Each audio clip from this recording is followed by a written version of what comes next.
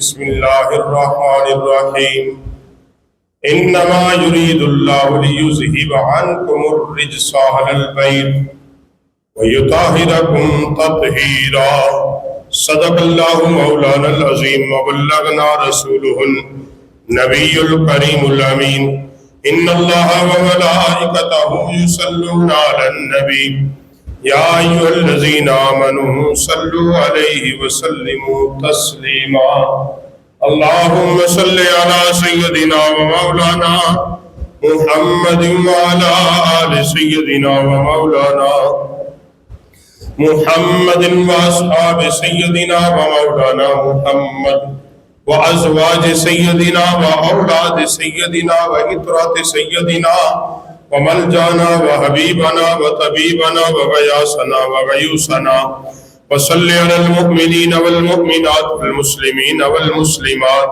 صلى الله عليه وآله وأصحابه وأزواجه وذرياته وأولياء أمته أجمعين مولانا صل وسلم دائما أبدا على حبيبك خير الخلق كلهم هو الحبيب الذي ترجى شفاعته لكل حول من الأهوال مقتحم مولاي صل وسلم دائما أبدا على حبيبك خير الخلق كلهم الصلاة والسلام عليك يا سيدي يا رسول الله وعلى آلك وأصحابك يا حبيب الله۔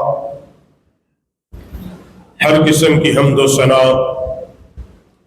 اللہ وحدہ لا شریک جو ساری کائنات کا حقیقی خالق مالک رازق ساری کائنات کو رزق دینے والا اللہ رب العالمین، درود و سلام انگنت و بے شمار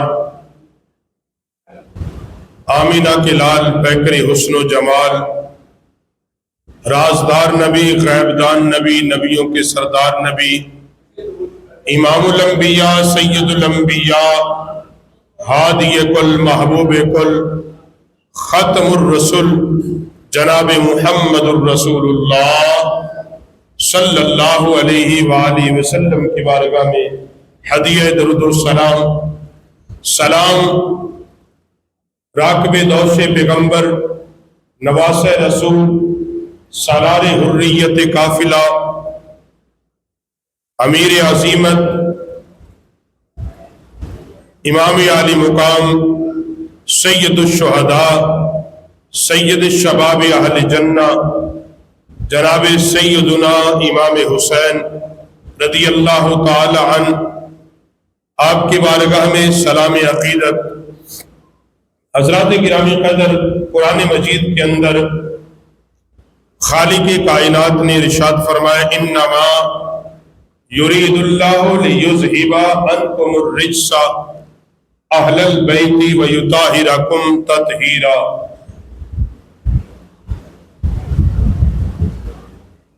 بے شک اللہ رب العالمین اس بات کا ارادہ فرماتا ہے اے نبی کے گھر والوں، اللہ تم سے ہر قسم کی نجاست دور فرما دے۔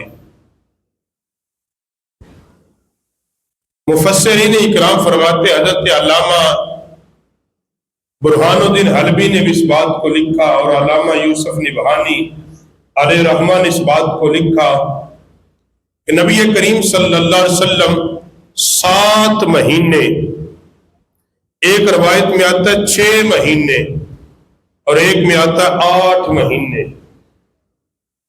یعنی کم از کم 6 مہینے آقا علیہ السلام ہر روز فجر کی نماز کے لیے اپنے در دولت سے جب نکلتے تو سیدہ خاتون جنت کے دروازے پر کھڑے ہو کر قرآن پاک کی اس آیت کو تلاوت کرتے انما یرید اللہ لیذہب عنکم الرجس اہل البیت ویطہرکم تطہیرا، اور پھر فرماتے اے میرے گھر والوں نماز کے لیے اٹھو۔ یعنی کم از کم 6 مہینے ذات پیغمبر صلی اللہ علیہ وسلم قرآن کی اس آیات مقدسہ کو اپنی اہل بیت اطہار کے گھر پر تلاوت کر کے کائنات کو اور اپنی امت کو یہ درس دیا کہ کسی کو یہ وہم اور گمان نہ ہو، کوئی شک اور شبہ نہ کرے کہ نبی کی اہل بیت کوئی اور نہیں ہے، نبی کی اہل بیت سیدہ کائنات کا گھرانہ ہے، مولا کائنات کا گھرانہ ہے، حسنین کریمین کی ساتھ ہے۔ اللہ کا قرآن جن کی عظمت کی بات کر رہا ہے وہ کوئی اور نہیں، وہ میرے نواسے ہیں، میرے خاندان کے لوگ ہیں، میرے قرابت کے لوگ ہیں، میرے رشتہ دار ہیں۔ اللہ کے نبی علیہ السلام نے فرمایا قیامت کے دن، اللہ کے نبی نے کیا فرمایا؟ قیامت کے دن سب کے نسب کٹ جائیں گے، سب کے نسب کٹ جائیں گے، کسی کا نسب کسی کے کام نہیں ہوگا، کسی کو کسی کے نسب سے نہیں بلایا جائے گا، مگر فرمایا ما سوا محمد کے نسب کے، میرا نسب باقی ہوگا، میرا نسب باقی ہوگا۔ یہ عظمت ہے خاندان رسالت مآب صلی اللہ علیہ وسلم کی۔ اور صرف قرآن پاک کی ایک آیت نہیں، قرآن پاک کی اور بھی آیات مقدسات جو اس بات کی نشاندہی کرتی ہیں کہ خاندان رسالت کی بڑی عظمت ہے۔ اور اس سے بڑی بات کیا ہوگی کہ امام الانبیاء سید الانبیاء نبی رحمت صلی اللہ علیہ وسلم ان عظیم ہستیوں پر چادر تان کر اللہ کے حضور دعا کریں اللہم ہؤلاء اہل بیتی، اللہ یہ میری اہل بیت ہے، اللہ میں محمد ان سے محبت کرتا ہوں، اللہ تو بھی ان سے محبت فرما دے۔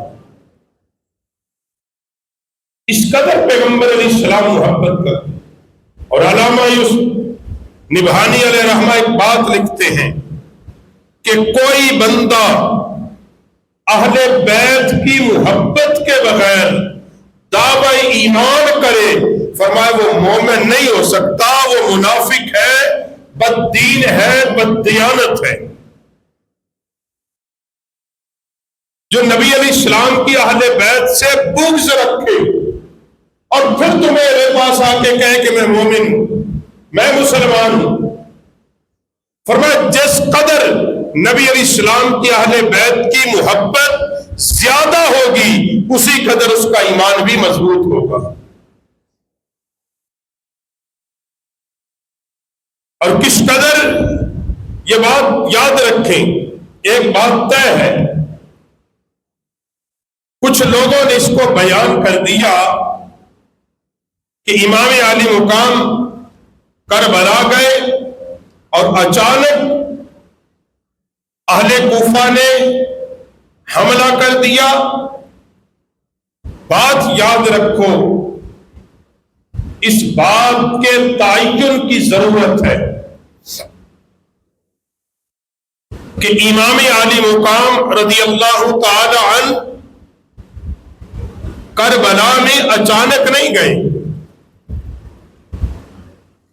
اور نہ ہی یہ کہ حضرت امام عالی مقام کو اس بات کی خبر نہیں تھی کہ میرے ساتھ یہ ہوگا۔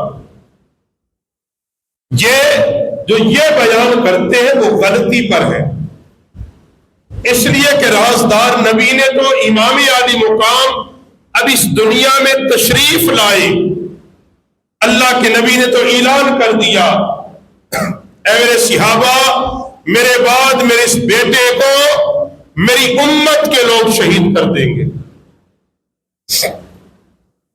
اور روایت کون کرتی؟ حضرت ام سلمہ، نبی علیہ السلام کی زوج محترمہ حضرت ام سلمہ پاک فرماتی ہیں کہ ہمارے گھر کے اندر حضرت امام حسن اور امام حسین کھیل رہے تھے، آقا علیہ السلام میرے پاس تشریف فرما تھے، اسی اثناء میں جناب جبریل امین حضور کی بارگاہ میں آ گئے۔ جبریل امین کچھ دیر کے بعد چلے گئے. میں نے عرض کی یا رسول اللہ جبریل پاک کیا پیغام لے کے آئے تھے؟ نبی رحمت علیہ السلام کی آنکھوں میں آنسو گر پڑے اور آقا علیہ السلام نے فرمایا ام سلمہ سے، فرمایا ام سلمہ میرے اس بیٹے حسین کو کربلا میں میری امت شہید کر دے گی. اور ام سلمہ کو مٹی دی گئی، فرمایا یہ اپنے پاس رکھ لینا، جس دن یہ مٹی خون میں بدل جائے گی اس دن میرا بیٹا شہید ہو جائے گا.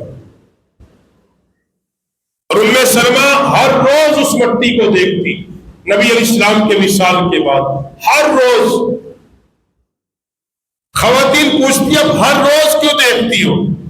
کہ اللہ کے نبی کی زبان سے جو بات نکلی ہے وہ ہو کے رہے گی. اور مجموع الزوائد کے اندر یہ بات آتی ہے کہ مولا کائنات حضرت علی پاک جب اس مقام سے گزرے آپ نے فرمایا میرے ساتھیوں اس بات کو سن لو، یہ وہ مقام ہے جس مقام پر میرے حسین کو شہید کر دیا جائے گا. بات کرنے کا مقصد ہے کوئی یہ کہے کہ امام علی مقام کو پتہ نہیں تھا، پتہ تھا، پتہ تھا. آپ پھر کربلا گئے کیوں؟ ہمارے ہاں شہادت کو بیان کرنے کے دو ہی مقصد ہیں محرم کو منانے کے.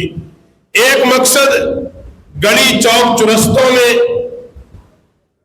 بازاری زبان میں، اور ہم سمجھتے کہ ہم نے چند گلاس پانی پلا کے مقصد حسین پا لیا.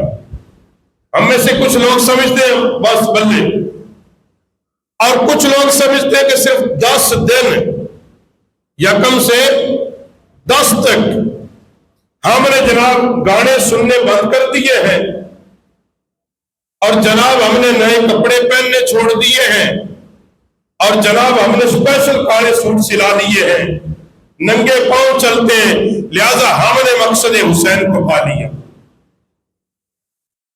کیا کربلا امام علی مقام اس لیے گئے تھے، یہ مقصد لے کر گئے تھے کہ جب میں اس دنیا سے چلا جاؤں بس میرے بعد جو مرضی کرنا 10 گلاس پانی پلا دینا بس ٹھیک ہے؟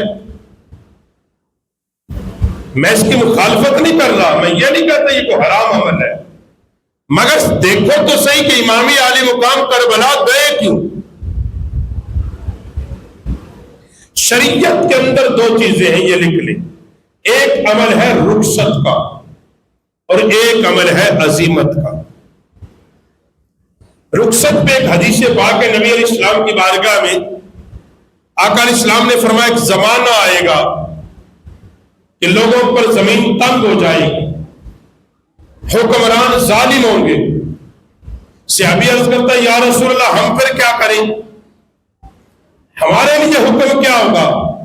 اللہ کے نبی نے فرمایا اس کی اتباع تم پر لازم ہوگی، اس کی اتباع کرنا.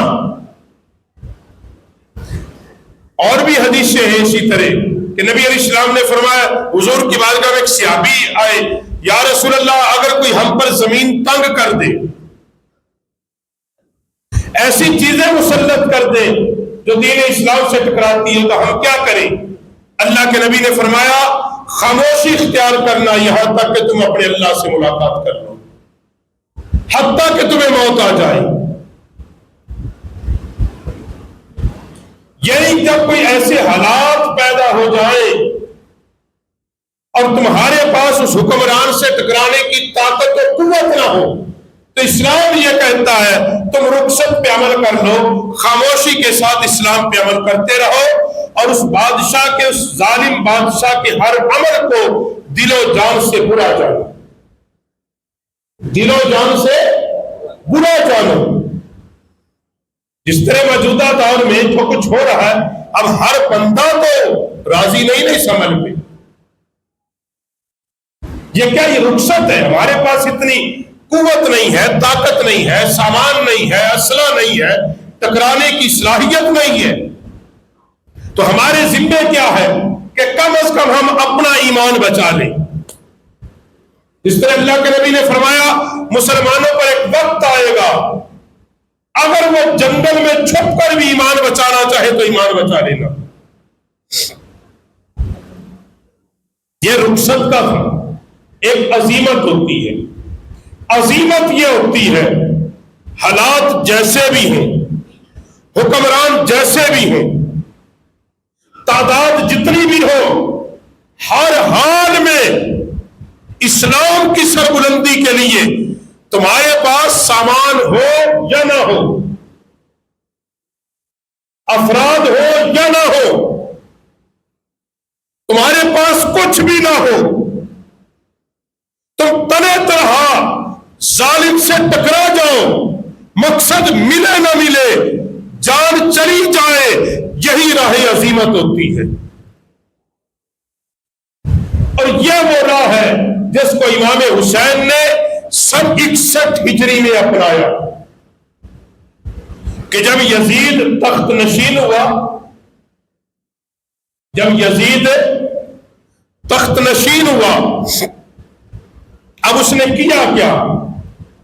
اس نے باقی زبردستی لوگوں کی بیعت تو لی، اب اس نے جن لوگوں نے اس کی بیعت نہیں کی، امام حسین رضی اللہ تعالی، عبداللہ بن زبیر، عبداللہ بن عمر اور وہ صحابہ جو مدینے کے اندر موجود تھے، انہوں نے اعلانیہ یزید کی بیعت کا انکار کیا، کہا ہم اس کو حکمران نہیں مانتے. اس کی کئی وجوہات تھی، ان میں سے ایک وجہ یہ تھی کہ جس طرح یہ حکمران بنا ہے اس سے پہلے نظام خلافت میں کوئی اس طرح حکمران نہیں بنا. ابو بکر، عمر، عثمان و علی جب مسلمانوں کے امیر بنے ہیں وہ اس انداز میں نہیں بنے ہیں. دوسری وجہ یہ اسلام کے ساتھ بغاوت کر رہا ہے، اسلامی اصولوں کو پامال کر رہا ہے، اسلامی اقتدار کو پامال کر رہا ہے.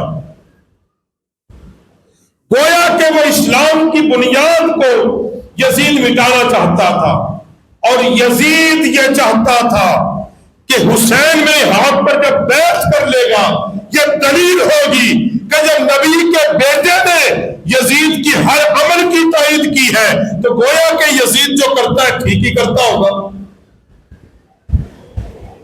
یزید جو کرتا ہے ٹھیک ہی کرتا ہوگا. امام عالی مقام نے اس کا انکار کیا. جب آپ کے پاس پیغام بیعت آیا، آپ نے فرمایا میں کبھی بھی یزید کی بیعت نہیں کروں گا.